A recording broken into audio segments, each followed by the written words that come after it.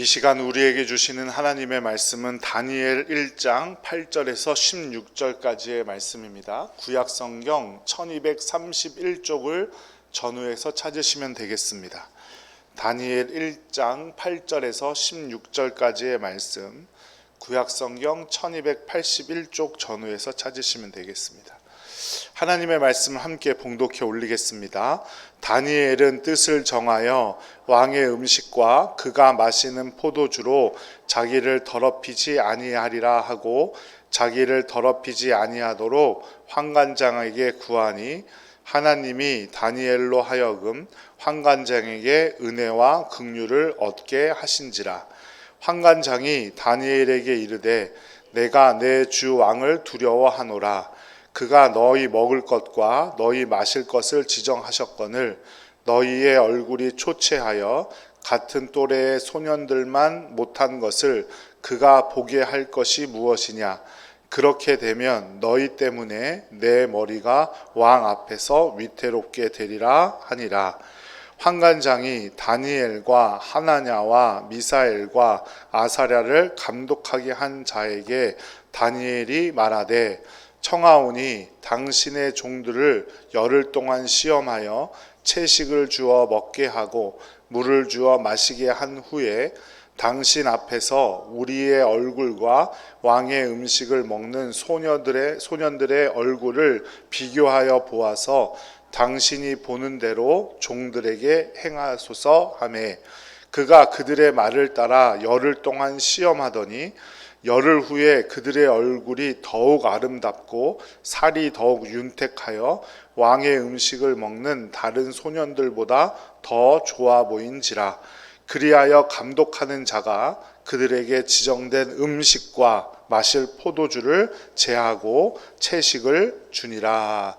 아멘. 할렐루야. 네, 오늘 하루도 수고 많으셨습니다. 주님께서 여러분과 함께 하시는 줄로 믿습니다.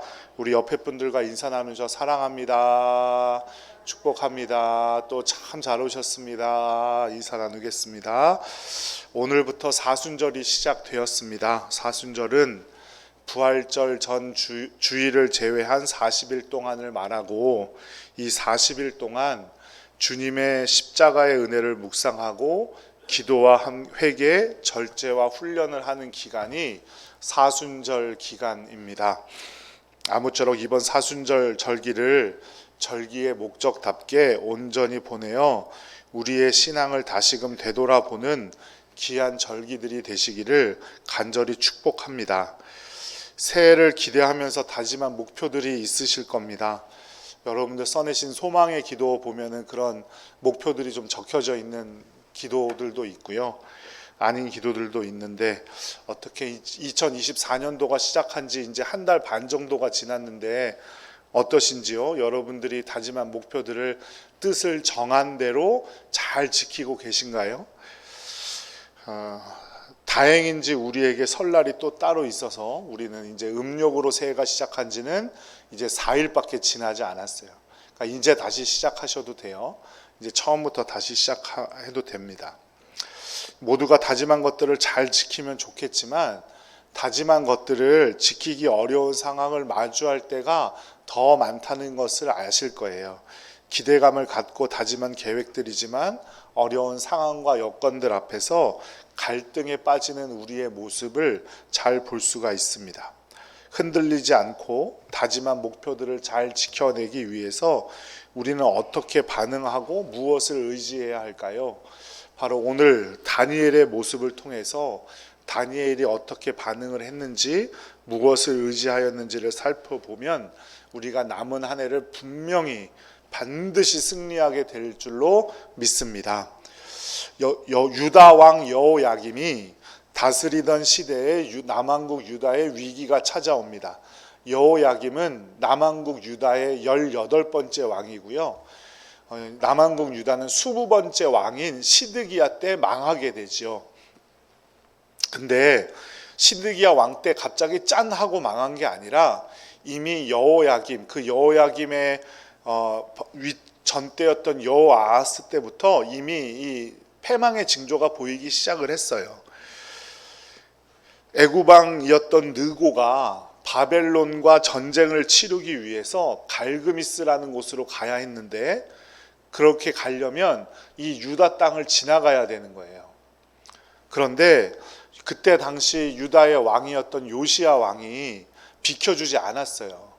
그래서 무깃도라는 곳에서 애굽과 남왕국 유다가 전쟁을 치르죠. 그리고 나서 애굽이 승리한 후에 바벨론과 전쟁을 치르러 올라갔는데 1차 갈그미스 전투에서는 바벨론과 애굽이 비기게 돼요. 그래서 다시 애굽이 고향으로, 자기 집으로 돌아가면서 요시야 왕은 이미 죽었고 그 당시 왕이었던 여호아하스 왕을 폐위시키고 이름이 엘리야김이었던 이 여호야김을 이름을 바꾸어 가지고 강제로 왕을 시킵니다. 그게 18대 왕이었던 여호야김이라는 왕이에요. 얼마나 치욕적이에요, 그죠? 이름도 바뀌고 자기 아버지가 돌아가셔서 바로 스스로 왕이 된 게 아니라 애굽이 왕을 시켰어요. 그러니 당연히 친애굽적인 인물일 수밖에 없었고 은과 금을 바쳤고 애굽에게 세금까지 바쳤는데 이 여호야김이 다스리던 시기가 총 11년이었어요. 성전에 있던 은과 금, 기둥에 붙어있던 은박, 금박 다 벗겨가지고 애굽에게 또 바벨론에게도 바친 왕이 바로 여호야김입니다. 그런데 2차 갈그미스 전투가 벌어져요. 그게 열왕기하 24장 7절 말씀에 기록되어져 있는데요. 이 전투에서는 바벨론이 완승을 거두게 됩니다. 그래서 애굽이란 나라가 어떻게 되느냐? 열왕기하 24장 7절 말씀에 다시 왕을 세울 수 없을 정도로 나라가 망하게 돼요. 그 애굽이라는 큰 나라가 바벨론에게. 그때 바벨론의 왕의 이름이 느부갓네살이라는 왕이에요. 그런데 이 느부갓네살이 그냥 자기 집으로 돌아가면 좋았을 텐데 그때 예루살렘을 침공하고 들어옵니다. 이게 1차 예루살렘 침공이에요. 이 사건이 열왕기하 24장에 잘 나와 있고 이것을 다니엘서에는 1장 1절에 이렇게 표현해요. 함께 읽어보겠습니다. 유다 왕 여호야김이 다스린 지 3년이 되는 해에 바벨론 왕 느부갓네살이 예루살렘에 이르러 성을 에워쌌더니, 여호야김 왕은 나중에 느부갓네살에게 패위를 당하고 또 그의 아들 여호야긴이라는 왕위에 오르게 됩니다. 성전의 그릇 등 모든 보물들을 빼앗기게 되고 그 보물들은 바벨론이 섬기던 이방 신전의 보물 창고에 저장하게 돼요. 그리고 느부갓네살 왕은 환관장이었던 아스부나스라는 사람을 시켜서 왕족과 귀족들의 자녀들 중에 똑똑한 아이들만 뽑아서 포로로 잡아가게 됩니다. 그게 다니엘서 1장 4절 말씀이에요. 함께 읽어보죠. 곧 흠이 없고 용모가 아름다우며 모든 지혜를 통찰하며 지식에 통달하며 학문에 익숙하여 왕궁에 설만한 소년을 데려오게 하였고 그들에게 갈대아 사람의 학문과 언어를 가르치게 하였고. 그 중에 누가 있었던 거예요? 다니엘과 세 친구들이 있었던 거죠. 그래서 이들을 막 핍박한 게 아니었어요. 이들에게 왕의 음식과 포도주를 주면서 3년 동안 가르쳐주고 왕의 신하로 삼으려고 했는데 다니엘과 세 친구들은 이 음식을 거부했다는 겁니다. 1장 8절 말씀 함께 읽어보죠. 다니엘은 뜻을 정하여 왕의 음식과 그가 마시는 포도주로 자기를 더럽히지 아니하리라 하고 자기를 더럽히지 아니하도록 환관장에게 구하니. 다니엘은 이름까지 바뀌었거든요.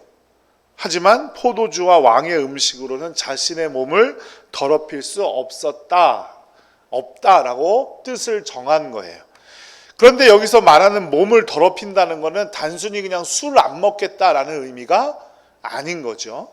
여기서 먹는 음식은 신전에게 우상에게 제물로 바쳐졌던 음식과 포도주였어요. 당시 바벨론 시대에는 왕의 음식을 차릴 때는 반드시 그들이 섬기던 제단에 바쳐졌던 음식으로 준비를 했어요. 그건 어떤 의미냐? 그걸로 왕의 음식을 차린다는 건 그 음식을 바쳤던 우상의 보호 아래, 그 바쳤던 신의 보호 아래 내가 있음을 믿는다라는 것을 의미하는 거예요. 그러니까 이거는 다니엘이 근데 또 왕의 음식을 준비했던 것을 또 받아 먹는다는 건 이방 신전에게 제사를 지냈던 음식을 먹는다. 그리고 그 의미는 내가 신의 보호 아래, 이방 신의 보호 아래 나를 맡긴다라는 의미가 담겨 있었기 때문에 다니엘은 뜻을 정하여 그 음식을 거부하기로 한 겁니다. 그런데 뜻을 정한다는 건 우리가 꼭 기억해야 할 것은 무엇이냐면 내려놓음과 포기를 동반하는 행위라는 거죠. 내가 이 A라는 뜻을 세우기로 정하였다면 A 외에 B, C, D 이런 건 어떻게 해야 됩니까? 다 포기해야 되는 거죠. 우리 역시 인생길을 걸어가면서 수많은 유혹을 만나게 됩니다. 그때마다 어느 길을 선택해야 될지 갈등을 하게 돼요. 1번이라는 길을 선택했다면 1번이라는 길로 우리의 뜻을 정했다면 2번, 3번은 돌아보지 말아야 합니다. 다니엘은 유다는 비록 멸망했을지 모르지만 자신은 여전히 살아계신 하나님의 백성인 것을 믿었고 하나님의 백성답게 살 것이라고 뜻을 정했다는 겁니다. 뜻을 정했다는 건 삶의 룰로 정했다는 건데, 삶의 기준으로 정했다는 건데, 그냥 한 번만, 이번 한 번만 그렇게 살겠다 이런 의미가 아니라 자신의 온 생애를 하나님의 백성으로 살기로 작정했고, 그렇기 때문에 우상 숭배에 사용된 음식을 먹지도 마시지도 않겠다라고 결정한 것이죠. 다니엘의 이 제안이 단순히 용기와 배짱만 가지고 살 수 있는 것은 아닙니다. 포로의 신분에 왕의 신하인데 왕이 주는 음식과 포도주를 거절한다는 것은 생명을 포기한다는 것과 마찬가지죠. 다니엘은 뜻을 정했다고 말씀드렸죠. 삶의 룰로 정했다. 자신의 것을 포기하고 내려놓겠다라는 의미입니다. 인간의 결심이 작심삼일이라고 하지만 그래도 결심하지 않는 것보다는 낫겠죠. 날마다 실패해도 날마다 결심해야 합니다. 수많은 사람들이 저마다 다른 결심을 가지고 살아가죠. 인간이 연약한 존재이기 때문이에요. 거기서 우리의 뜻을 정하는 것도 시작됩니다. 내 힘을 보면, 내 의지와 내 노력, 내 능력을 보면 내가 또 이거 결심해 보았자 안 될 것 뻔한데 라는 길로 흘러가게 되지만 우리가 연약한 존재여도 또 결심하고 또 결심할 수 있는 건 주께서 도우신다는 믿음이 있기 때문임을 꼭 기억하시기 바랍니다. 사람은 반복된 실패를 경험하게 되면 결국 포기하게 되지만 우리가 하나님을 섬기는 것, 우리가 하나님을 믿는 건 절대로 포기할 수 없는 일이고, 그렇다면 주께서 우리에게 해 주실 것을 믿음으로 다시 한번 결단하는 여러분들 되시기를 간절히 축복합니다. 그래서 삼일교회 송태근 목사님의 책에 보면 다니엘서의 주제를 뭐라고 한 세 글자로 정의할 수 있다. 그 세 글자가 뭐냐? 주께서래요. 주께서. 내가 하는 게 아니고 주께서 하시는 거. 주께서 하시니까 내가 매일 결심하고 매번 뜻을 정할 수 있는 거다. 이렇게 말씀을 하시더라고요. 우리는 다니엘이 이렇게 뜻을 정하여서 사자굴 속에서도 건짐을 받았고 나중에 큰 신하, 높은 신하가 된다는 것을 알고 있기 때문에 너무 쉽게 생각하는 건지는 모르겠지만 다니엘의 결심이 보통 결심은 아니었던 것은 분명해요. 그럼에도 다니엘이 이렇게 결심할 수 있었던 이유는 뭐다? 주께서 하실 것이다. 주께서 자신을 지켜주실 것이라는 믿음이 있었기 때문입니다. 사도 바울도 이런 고백을 남겼어요. 빌립보서 3장 14절 말씀 함께 읽어보죠. 표대를 향하여 그리스도 예수 안에서 하나님이 위에서 부르신 부름의 상을 위하여 달려가노라. 아멘. 표대를 향하여 달려간다는 말은 뜻을 정하였다는 말과 같은 말이에요. 그 표대를 향하여 달려가기 때문에 달려가는 도중에 보이는 수많은 것들은 어떻게 해야 된다는 거예요? 포기하겠다는 의미죠. 사냥터에 갔는데 토끼와 노루를 동시에 발견했다면 어떻게 해야 될까요? 어떻게 해야 될까요? 두 개를 한 번에 사서 다 맞추는 방법을 고려해야 될까요? 토끼면 토끼, 노루면 노루 딱 정해야 될까요? 딱 정해야죠. 그죠? 두 마리 잡으려고 하다가 둘 다 놓치게 되는 거예요. 노루를 정했다면 토끼는 쳐다보지도 말아야 하고, 토끼로 정했다면 노루는 쳐다보지도 말아야 돼요. 뜻을 정한다는 건 바로 이런 의미입니다. 가장 좋은 것을 지키기 위해서 나머지 것들은 내려놓는다는 의미예요. 다니엘의 입장에서 보면 뜻을 정했을 때 두려운 마음으로 내려놓아야 할 것들이 얼마나 많았겠습니까? 아까도 말씀드렸지만 자신의 생명까지도 내려놓는 것과도 마찬가지였을 거예요. 그럼 우리는 이 시대의 신자로서 무엇을 내려놓아야 합니까? 표대를 향하여 오직 우리 주 예수 그리스도께서 보여주신 그 하나님의 나라를 향하여 우리가 걸어가고 있는데, 뛰어가고 있는데, 달려가고 있는데 우리는 무엇을 포기하면서 뛰어가고 있습니까? 이것도 잡고 저것도 잡으면서 그 표대도 향할 수 있다고 착각하고 뜻을 정하지 못한 채 이리저리 우왕좌왕하는 것은 아닐까요? 하나님의 뜻과 계획을 쫓아가는 여러분들 되시기를 간절히 바랍니다.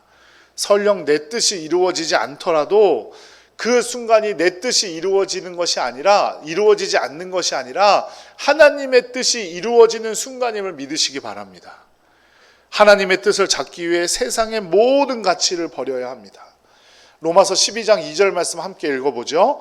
너희는 이 세대를 본받지 말고 오직 마음을 새롭게 함으로 변화를 받아 하나님의 선하시고 기뻐하시고 온전하신 뜻이 무엇인지 분별하도록 하라. 아멘. 하나님의 온전하신 뜻을 찾기 위해선, 분별하기 위해선 이 세상의 뜻을 버려야 하는 겁니다. 예수님도 그래서 돈과 물질과 하나님을 동시에 섬길 수 있다 없다? 없다라고 말씀하셨어요. 다니엘은 자신이 누릴 수 있는 모든 혜택을 포기한 거예요. 거기에 뜻을 두지 않고 오직 하나님의 뜻을 정하고 삶의 기준으로 삼았던 겁니다. 나 자신과 세상의 가치를 포기하고 내려놓는데 뜻을 정하는 복된 성도님들 되시기를 간절히 축복합니다. 환관장 아스부나스의 명을 받은 신하, 그리고 환관장 아스부나스는 다니엘의 이름을 벨드사살로 개명했습니다. 다니엘이란 이름은 하나님의 심판자라는 의미가 담겨져 있고요. 벨드사살은 바벨론의 신이라는 뜻이 담겨져 있는 의미예요. 하지만 다니엘은 계속해서 자신을 지칭할 때 다니엘이란 이름을 사용합니다. 다니엘 8장 9장에서도 보면 나 다니엘이 이렇게 표현하는 것을 볼 수 있어요. 즉 다니엘은 자신의 정체성을 분명하게 하나님께서 자신의 삶의 심판자가 되신다는 사실을 기억하고 있었던 거예요. 그러니 내가 내 생명이 지금 바벨론의 왕에게 달아나게 있는 순간이지만 하나님이 오직 나의 심판자가 되신다는 사실을 믿었기 때문에 뜻을 정하고 이 역사의 주인이신 하나님께 자신의 삶을 맡겼던 겁니다. 디모데후서 4장 8절 말씀도 한번 읽어보죠. 시작. 이제 후로는 나를 위하여 의의 면류관이 예비되었으므로 주 곧 의로우신 재판장이 그날에 내게 주실 것이며 내게만 아니라 주의 나타나심을 사모하는 모든 자에게 도니라. 아멘. 디모데후서는 사도 바울이 로마 감옥에서 갇혀 있을 때 영적인 아들 디모데에게 쓴 가장 마지막 편지예요. 사도 바울의 서신이 신약에 13권 기록되어져 있는데 그 중에 가장 나중에 기록되어진 편지. 사형 언도를 받고 자신이 언제 사형을 집행당할지도 모를 때인데 사도 바울은 마치 유언과도 같이 자신의 영적 아들인 디모데에게 말씀을 남겼어요. 자신을 위하여 의의 면류관이 예비되었음을 믿었죠. 예비된 그 의의 면류관은 누가 주시는 거예요?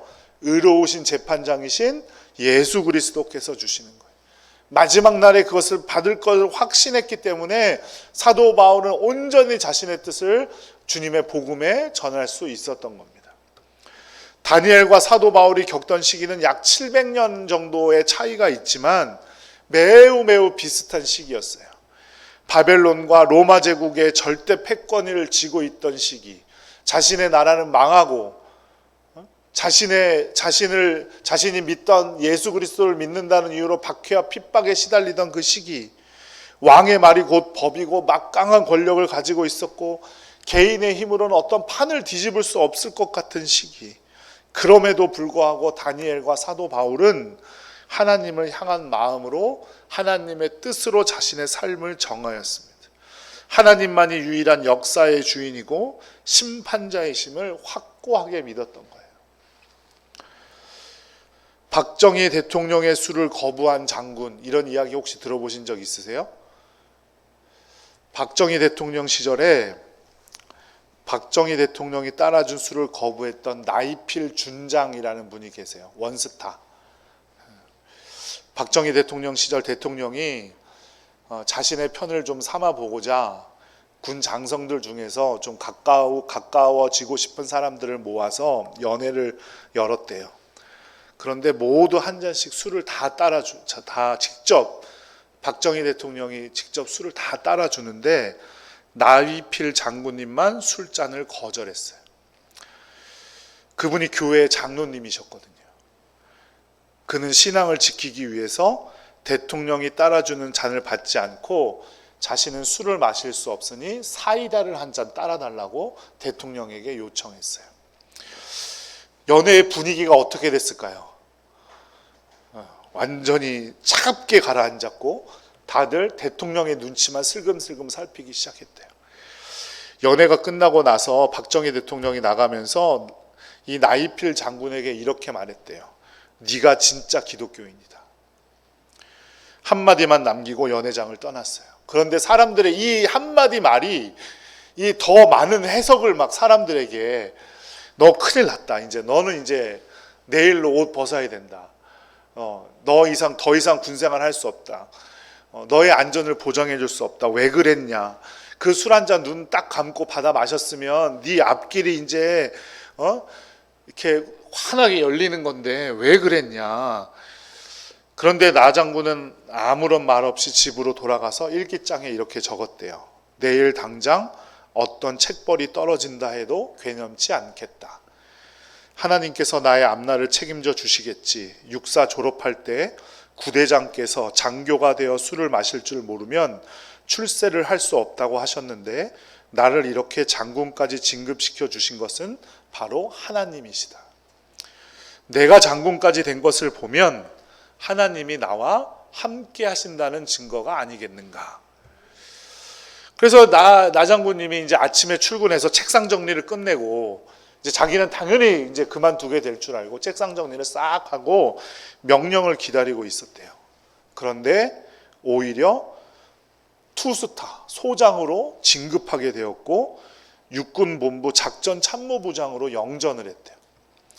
그리고 3군 사령부의 창설을 하는데 중요한 임무를 담당하게 되었대요. 그리고 후에는 중앙정보부 차장보까지 오르게 되는데 이 중앙정보부의 막대한 예산을 집행하는 자리가 바로 그 차장보라는 자리인데 지금도 국정원 예산 어디다 쓰이는지 우리는 잘 모르잖아요. 국회의원들만 이렇게 보고 이렇게 비밀 유지 하고 막 이러잖아요.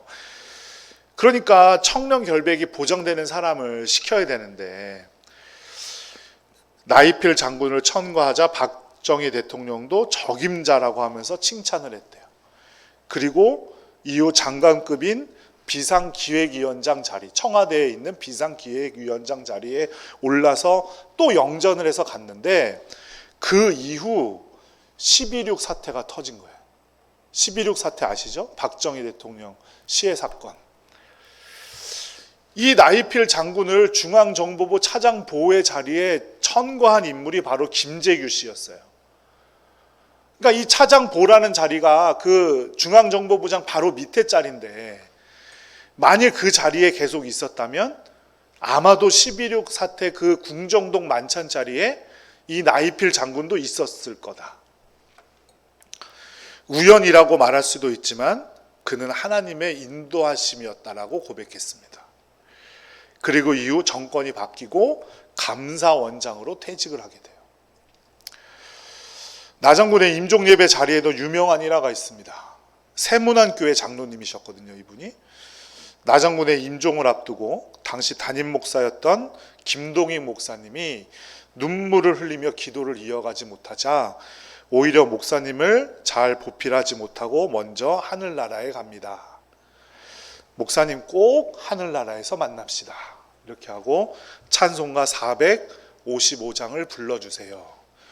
이게 뭐냐면 주 안에 있는 나에게, 이 찬양이에요.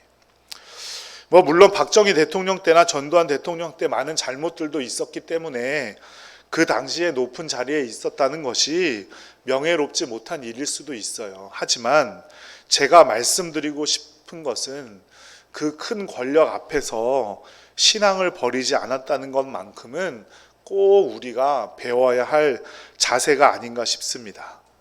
다니엘도 사도 바울도 권력에 굴복하지 않고 하나님께 뜻을 정한 사람들이에요.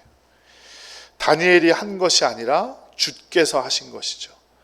그리고 다니엘은 어떻게 됐어요? 결국 왕의 음식을, 포도주를 먹었던 다른 소년들보다 얼굴이 더 환해졌고 윤택하게 됐다. 이것을 채식을 했기 때문에 그 당시부터 채식이 더 좋은 거라고 이렇게 말씀하시는 분들도 계신데, 여기서 말하는 채식은 채식을 하고 안 하고의 문제가 아니라 다니엘이 한 것이 아니라 누가 그렇게 해주셨다는 거예요. 하나님께서 그렇게 해주셨다는 거예요. 주께서 그렇게 해주셨다는 거예요. 사랑하는 여러분, 하나님이 만져주시니까 다니엘과 세 친구의 얼굴이 해처럼 빛났어요. 하나님의 돌보심으로 그들은 변화됐어요. 우리는 뜻을 정할 뿐 모든 상황과 여건을 인도하시는 분은, 보호하시는 분은 우리 주님이신 줄로 믿습니다.